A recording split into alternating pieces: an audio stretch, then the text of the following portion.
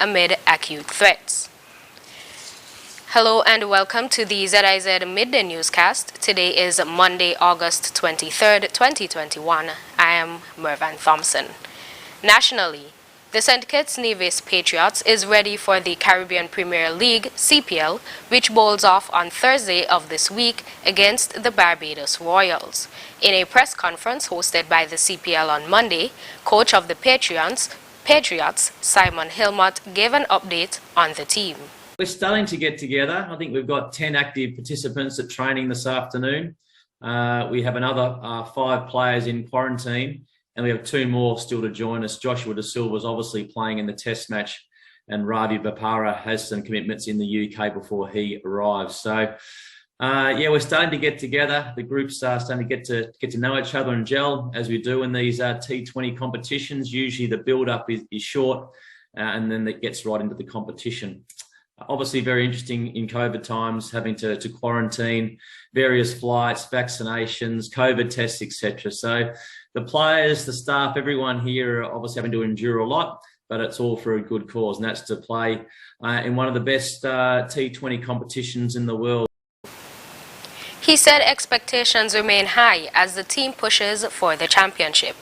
Our expectations are to compete, to play finals, and hopefully have a push for the championship. That's what all teams are here for, and certainly that's what we're here for.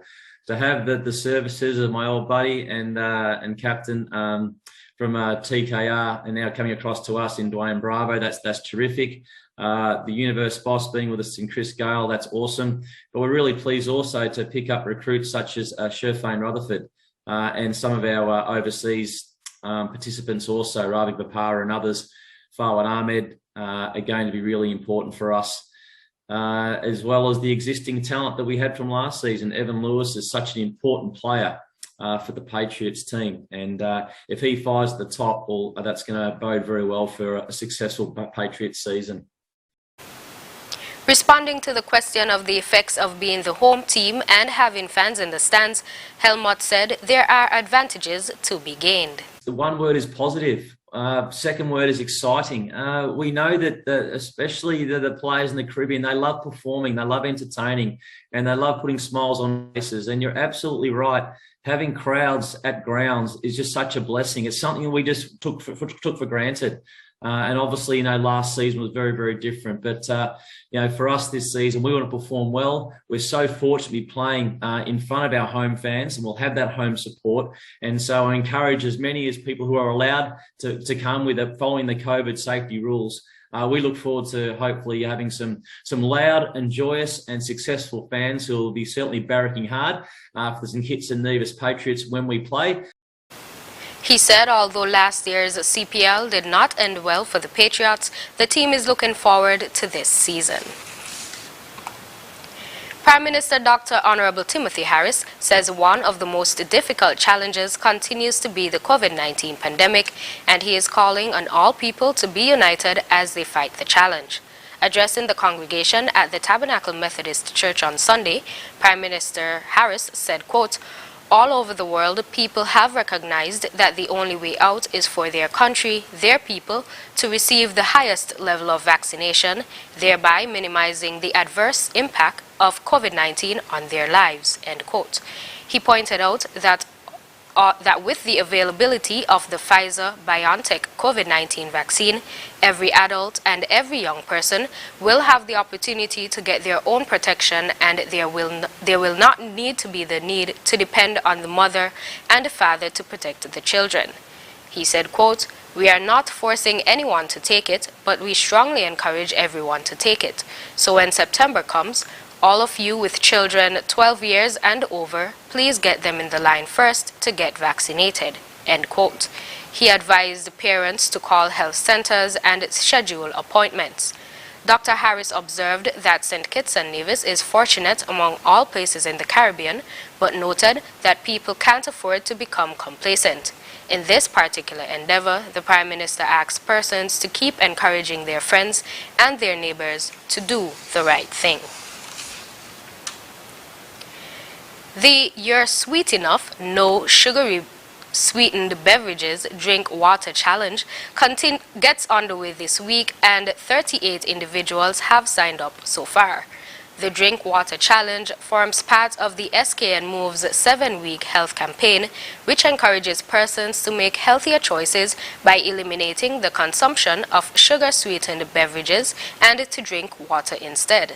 According to a press release on how it works, participants will track their water consumption daily using a water tracking app and submit photo or video testimonials about their experience. At the end of the 2 weeks, from August 22nd to September 5th, those who consumed the most water will be awarded prizes.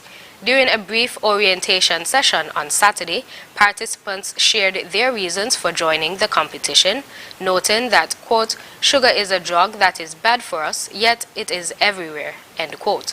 And another noted that the challenge is a natural progression of healthy lifestyle changes she's trying to make. The release said that many participants shared the fact that they have a family history of diabetes and other NCDs, and so they are taking the No SSB challenge to improve their health chances and to set a better example in their homes and communities. The You're Sweet Enough No SSB Drink Water Challenge is coordinated by Lake Health and Wellbeing during week 4 of the Ministry of Health SKN Moves health campaign. SKN Moves is an initiative designed under the Prevention and Control of Non-Communicable Diseases program to create a healthy lifestyle culture centered on healthy eating practices, regular physical activity, and regular health checks and screenings. The challenge also seeks to inform and educate the public about the links between consuming SSBs and the development of obesity, diabetes, and other NCDs. Regionally, 2 landmark agreements were inked between Suriname and Guyana last Thursday in the areas of health and agriculture, which are expected to see significant developments for both countries. More from Kendall Richmond of HGP News. Santoki and Ali agreed that engagements held over the last 2 days between Suriname and Guyana were a resounding success and paved the way for greater friendship and cooperation in the future. 2 landmark agreements were signed on Thursday between Suriname and Guyana in the areas of health and agriculture by the ministers of each country responsible for those sectors.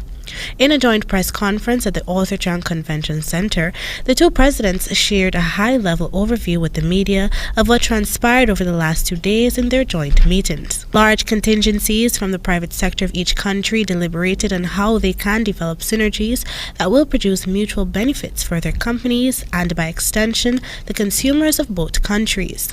The Suriname contingent consisted of ministers from the transport, tourism, agriculture, and natural resources sectors. On the specifics, President Santoki made reference to the bridge link between the 2 countries and its importance in fostering and laying the foundation for joint development across many sectors, such as agriculture, natural gas, and health. The export of gas energy to Brazil. So from that perspective, you have to look again to that bridge. President Ali, in his response to a question posed to him about the joint natural gas venture between the 2 countries and the value-added results that would emanate from this initiative, said the following. The question on the gas initiative on bauxite, very, very good question. And that is exactly what the working group will be doing in developing the strategic direction. Because we recognize, and that is why I said natural resources, we recognize that with gas comes the opportunity for cheap energy. With regards to agriculture, the main thrust behind this agreement is where each country will be the conduit for each other to leverage markets in Europe and North America. This is what Guyana's Agriculture Minister Zulfikar Mustafa had to say. Agro-process through GMC. We are finding market for these small farmers. When they bring their produce, we help them to package it. We also collect them because we purchase a number of these freezing trucks and these freezing facilities across, and we'll be moving across the country to get these produce and encourage farmers and get market for their produce. So you're saying that The two countries are conduits for markets in Europe and North America. The President explained it in his own words, right? To facilitate both North America from Guyana and Europe through Suriname. Both presidents share the consensus that the meeting produced very meaningful initiatives that will be mutually beneficial to each nation, and the spirit of the impending ventures will certainly improve the livelihood and bring added value to the citizens of both countries. For the HGP 90 News, Kendall Richmond. Internationally, U.S. President Joseph Biden says he remains committed to getting all American citizens and some Afghans by the August 31st deadline, hoping that they won't have to extend the deadline. Al Jazeera's Philip Lavelle reports from Washington. He was supposed to be concentrating on a hurricane, but all the journalists wanted to know about was this. We've discussed a lot with the Taliban. And asked a question he's been asked again and again.